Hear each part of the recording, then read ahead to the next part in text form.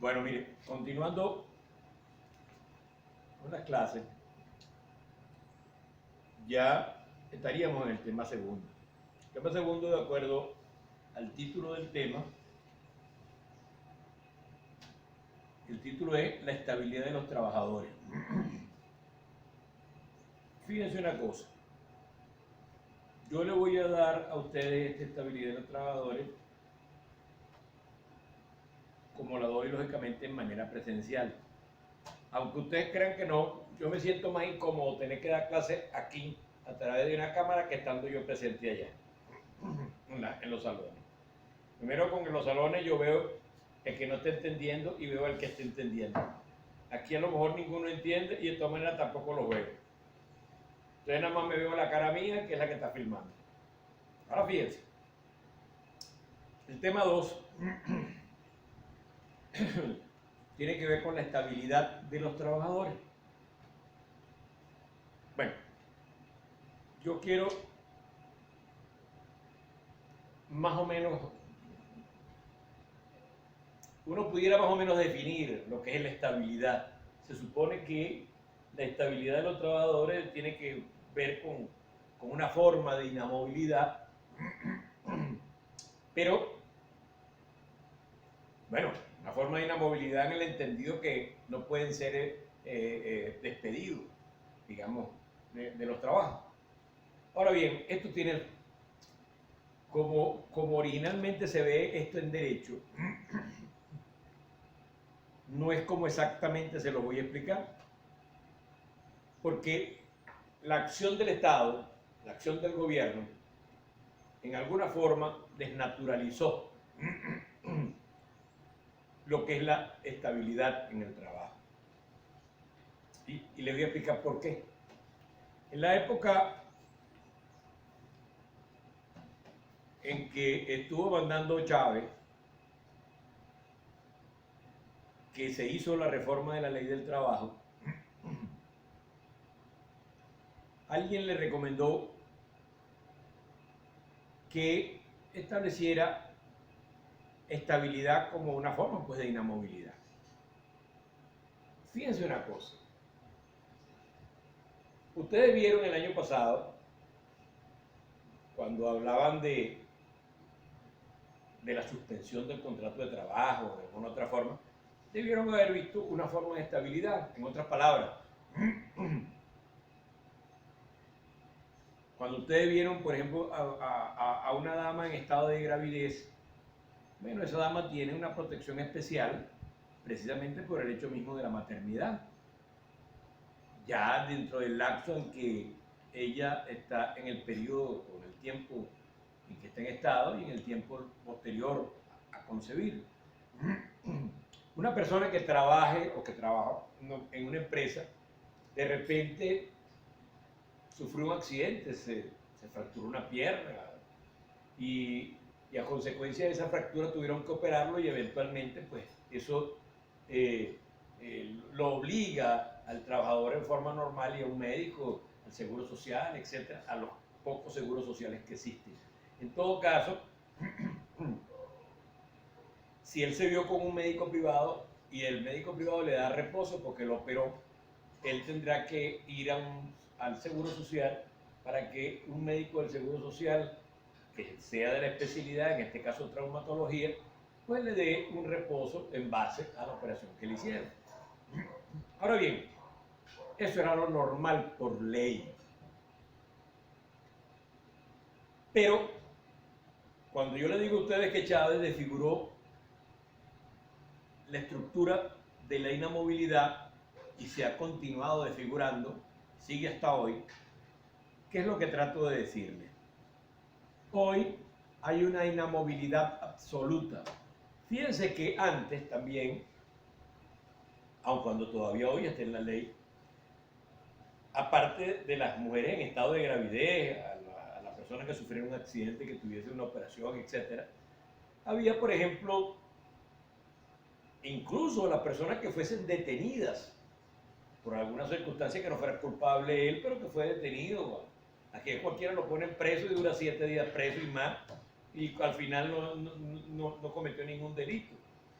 ese lapso se consideraba como un lapso pues también de suspensión del contrato de trabajo y que protegía al trabajador para que no fuera despedido. Pero Chávez, no, y aparte de eso, vean ustedes, por ejemplo, los dirigentes sindicales o los delegados que tienen en las empresas esos delegados que se eligen para que vigilen digamos que estén como representantes tanto del patrono como de los trabajadores para velar por la salud y de los trabajadores en la empresa, que no se cometan abusos, etc. Ahora fíjense, entonces eso también se aplica a los dirigentes sindicales. Se supone que un dirigente sindical, guardando la distancia, era parecido a lo que era un diputado, es decir, tenía un privilegio especial en el caso de los dirigentes sindicales, porque son los que representan pues, a los trabajadores y se requiere darle una especie de fuero de protección para que hagan sus labores sin necesidad de ser despedidos. Eso lo ve usted incluso no solamente en el dirigente sindical, sino las personas, por ejemplo, que promueven un contrato colectivo. Luego que hacen esa promoción del contrato colectivo y presentan el proyecto en Inspectoría del Trabajo, a ellos se le da una inamovilidad, no solamente a los que presentan el proyecto, sino a todos los trabajadores que están en la empresa sobre la cual se presentó el proyecto a discutir en una inspectoría. Todos quedan inamovibles, por lo menos por los primeros 6 meses. Pudiera prolongarse la discusión del contrato. Eso era más o menos lo que existía como inamovilidad. Es decir, cuestiones que la ley te demarca como protecciones al trabajador o trabajadora. Pero esto tiene su historia. Lo de la inamovilidad, de que Chávez puso inamovible a todo el mundo, y eso lo ha venido ratificando Maduro, y resulta que Maduro ya, la última que yo recuerde, la puso por 3 años, que no sé si se vence en diciembre de este año.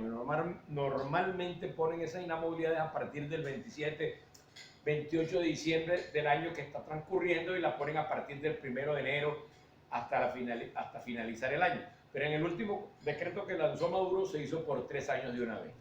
Ahora bien,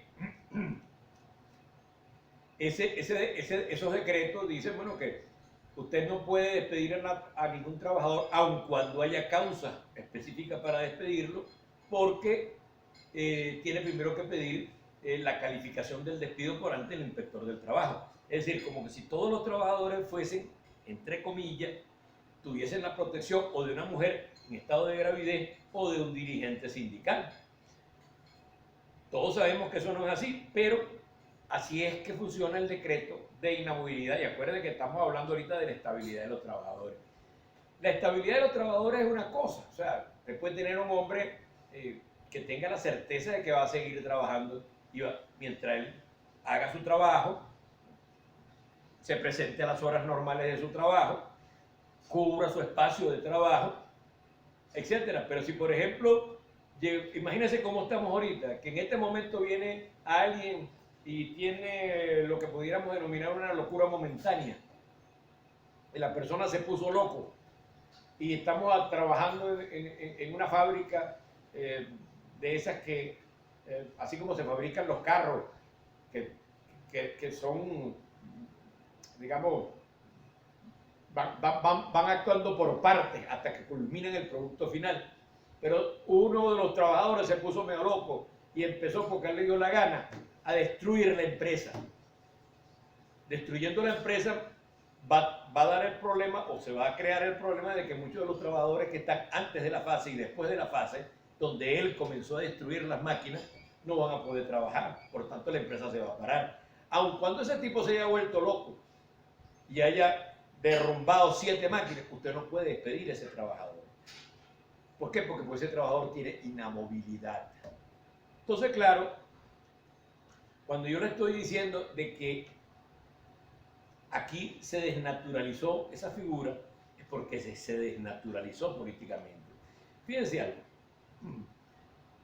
Cuando Chávez gana y convoca a la constituyente y se dio a la constitución que tenemos actualmente, como él venía del estamento militar, y venir del estamento militar le daba la idea de que él sí había ganado las elecciones. Como las ganó, que las ganó bien, las ganó contundentemente, por darles un término, él pensó que para el momento en que queda electo, habían en el país aproximadamente 65 federaciones sindicales. Y él se empeñó en que así como él había ganado las elecciones, él podía hacer una especie de referéndum laboral, cuestión que está ubicada en la Constitución, de los artículos 86 hacia arriba, para que se pudieran elegir a los dirigentes sindicales, a los de las federaciones, a las confederaciones, etcétera, que veremos después sus definiciones. Hoy no, eso no es parte. Pero les estoy explicando esto para que sepan más o menos de dónde viene el historial de esa inamovilidad general. Entonces, ¿qué pasa? Él convoca a esas elecciones presumiendo que como había ganado las elecciones nacionales del país, iba a ganar las elecciones sindicales. Pero resulta que las elecciones sindicales, de las 66 federaciones que había, él pierde 62 federaciones, lo cual le significó pues que él no ganó el factor sindical. Los factores sindicales se rigen por unas circunstancias distintas que el país, aun cuando forman parte del país, trabajan en el país, pero tienen unas reglas distintas a la generalidad de la población. Entonces, en ese momento él se da cuenta que no era lo mismo ganar unas elecciones que ganar en el mundo sindical, en el mundo del trabajo. Entonces se le ocurre poner esa inamovilidad, presumiendo entonces que poniendo esa inamovilidad, a la hora de cualquier otra circunstancia o de elecciones que se hicieran en algún ministerio porque se había vencido posteriormente el lapso en que duran los sindicatos, él iba a ganar elecciones. Bueno, mire, todo esto llevó a que no ganara ninguna elección y lo que sí es cierto es que se destrozaron los sindicatos. Como todo lo que han destrozado en el país. Destrozaron los sindicatos, se acabó la libertad sindical. Ustedes ni por casualidad oyen alguna huelga que quiera hacer un sindicato porque apenas la medio oyen y la destruyen. Y lo peor es que cuando ellos hacen la ley orgánica del trabajo, la que está vigente, la ley orgánica del trabajo que está vigente, ellos no utilizaron estadistas para medir el significado económico de la propia ley. No voy a decir que la ley no tenga cuestiones buenas, pero sí quiero decirle, porque yo escribí un libro sobre esa materia, de que esa ley orgánica del trabajo vigente se copia del código laboral de los cubanos. De ahí es donde viene aquello que se eliminó la palabra, entre comillas, empresa. Y ahora ustedes debieron haber visto en el octavo semestre que a las empresas se les denomina entidades de trabajo. Ustedes debieron haber visto, por ejemplo, que se le quitó el nombre a los obreros de obreros y se le puso el nombre de trabajadores. Sin embargo, si usted tiene oportunidad, le estoy hablando de memoria, puede ser que me equivoque en el artículo, pero creo que estoy casi seguro. Si usted busca el cuarto aparte del artículo 6 de la Ley Orgánica del Trabajo, aún más, la tengo aquí. Con su permiso, me disculpo porque no todo esto yo me lo sé de memoria, pero el artículo 6 de la Ley Orgánica del Trabajo, en su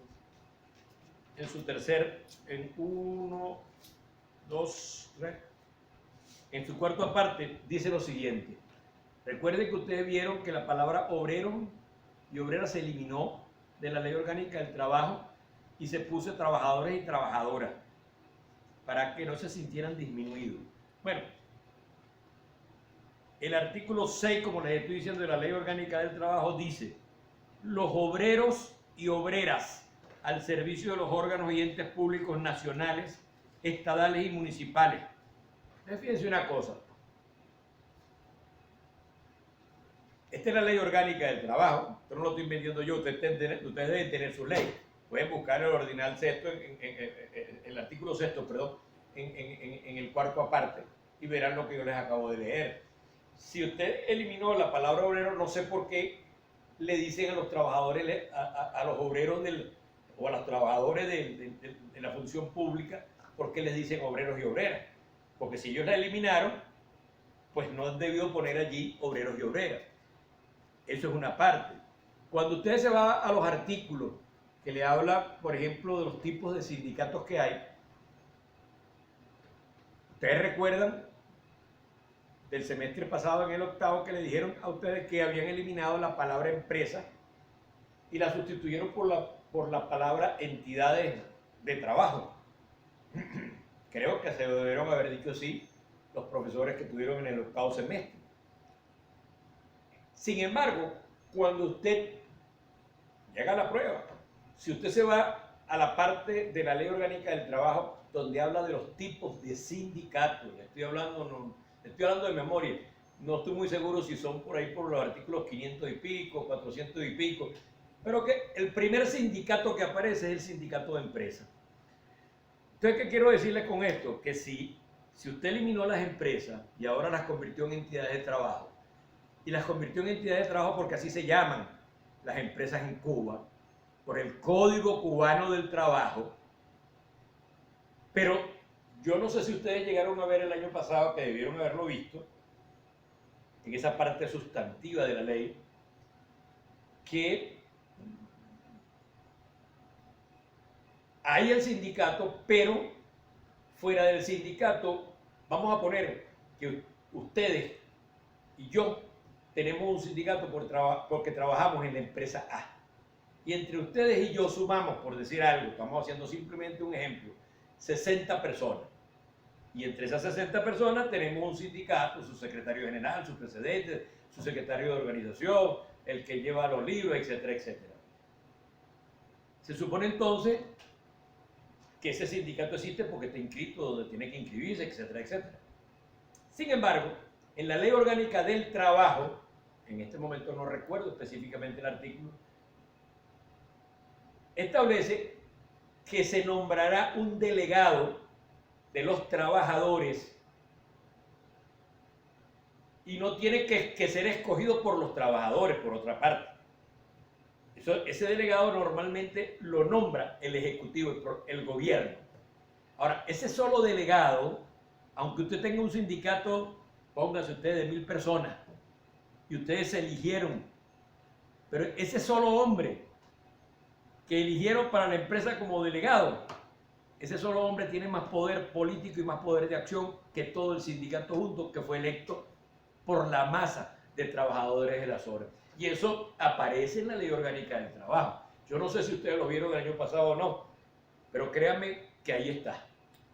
Ahora bien, para no desviarme, y por eso que a mí me gusta dar las clases ya presentes para verle las caras,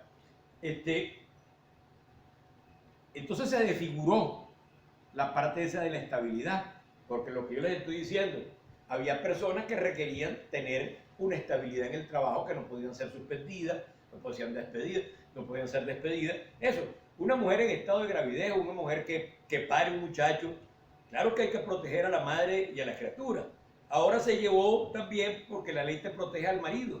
Ahora no hay nada más la mujer, sino que el marido, si tiene la mujer en estado, trabajen o no en la misma empresa, puede ser que trabajen en otra, se recortó, se alargó hasta el plazo. Si por ejemplo a la mujer le dicen a los 20 días que ya ella está en estado de gravidez, le hace un examen de sangre, etcétera, y parece que está en estado, ella con ese informe se lo da al esposo, y el esposo, ese informe que le da el Seguro Social, se lo da al esposo y el esposo lo presenta en su empresa, y el esposo tendrá entonces también la misma inamovilidad que tendrá la mujer. Ahora, eso sí es por ley, eso lo hicieron por ley, pero hay quien esté de acuerdo con eso y hay quien no esté de acuerdo con eso. Yo creo que allí la que debería en principio protegerse es a la mujer y no al hombre, pero hay sus criterios. Ahora, lo cierto es que cuando usted señala que hay una estabilidad para todos los trabajadores, no importa si esté en Estado, no importa si sea delegado sindical, no importa si está con pie quebrado, no. Hay una inamovilidad para todos los trabajadores porque a mí me da la gana. No se puede despedir a nadie. Y no se puede despedir a nadie es que tiene que, ante que usted como patrono despedir a alguien, usted tiene que llevar un escrito a la inspectoría, al inspector del trabajo de la jurisdicción donde está la empresa, y hacer una especie de escrito donde diga, yo, si es que es el abogado el que manda, yo, fulano de tal, abogado de ejercicio, actuando en este acto, ahí no requieren un poder como tal, puede ser una carta poder, donde el patrono, la empresa X, me ha nombrado a los efectos que la represente en el acto para la solicitud y la calificación del despido del fulano de tal que ha hecho tal cosa. Mientras tanto, ya sea el tipo que destruyó media empresa, o ya sea el tipo que faltó un mes, ya sea el tipo que le faltó el respeto a la autoridad, ya sea el tipo que haya hecho lo que le dé la gana, no puede ser despedido. Entonces, ¿qué es lo que sucede? El inspector tendrá que citar al trabajador. Ahora imagínense ustedes, en una Caracas como la que tenemos, hay muchos trabajadores, por ejemplo, que viven en apartamentos todavía inhábiles o en esos apartamentos que hicieron ahora el gobierno que no son de las personas. Pero hay muchos obreros que viven en los barrios. Y en los barrios, yo no estoy discriminando barrios, no es eso lo que quiero decir, por si las moscas. En el barrio, el problema de un barrio es que no hay de la esquina tal a la esquina tal, ni de la cuadra tal a la cuadra tal, sino que hay, pues, yo he entrado muchísimo, más que lo que ustedes imaginan, a muchísimos barrios. Y lógicamente hay una casa de color pintada amarillo en la tercera escalera a mano izquierda, pero no hay una forma, esto se lo estoy diciendo porque póngase usted que el inspector va a notificar al trabajador para que ese trabajador se presente. Bueno, ustedes me podrán decir, bueno, pero se puede notificar en la empresa, es posible. Pero si en la empresa tiene alguien que diga, no, aquí no está el tipo, entonces el inspector no podrá notificar en la empresa. Eso se hace un poco complicado, pero vamos a llegar al caso que lo pudieron notificar. Póngase usted que el inspector de trabajo escogió a las 10 de la mañana del día jueves para que esté el patrono y esté el trabajador. El inspector le va a preguntar al patrono, ¿usted sabe que este señor tiene inamovilidad? Sí la tiene. ¿Usted sabe que este señor no puede ser despedido? Sí. ¿Usted sabe que hay que hacer la calificación? Sí. Entonces es cuando va a comenzar a decir las razones.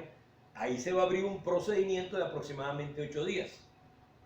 Estoy hablando de aproximadamente 8 días porque esto que les estoy diciendo, aunque ustedes crean que es juego, esto es una especie de ficción de derecho. ¿Y por qué?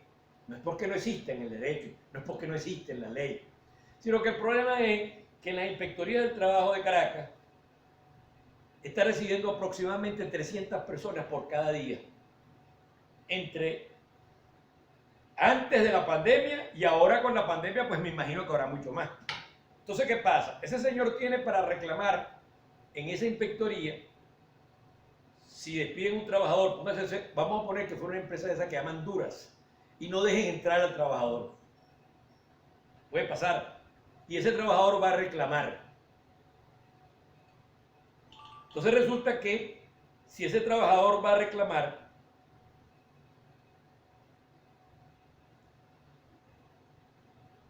él tiene a su vez 8 días para notificar al patrón. Ahora, ¿qué pasa con eso? Que en ese vaivén de lo que dice el patrón y lo que dice el trabajador, puede pasarse más o menos un lapso de 8 días, pero después de los 8 días, el inspector tendrá más o menos un lapso de 15 días para ver las pruebas. Pero la verdad verdadera es que si ese inspector tiene una cola de 300 personas que van diariamente, porque están eventualmente despedidos, entonces, fíjese esto, si son 300 hoy, el lunes, 300 el martes, 300 el miércoles, y el trabajador tiene 30 días para su reclamo, usted tendrá que decirle al trabajador como abogado, si es que lo busca usted como jefe, usted te diga, porque póngase usted que ese trabajador lo vengan a recibir dentro de 6 meses, cuando comenzaron a bajar las colas que tenía esa inspectoría del trabajo.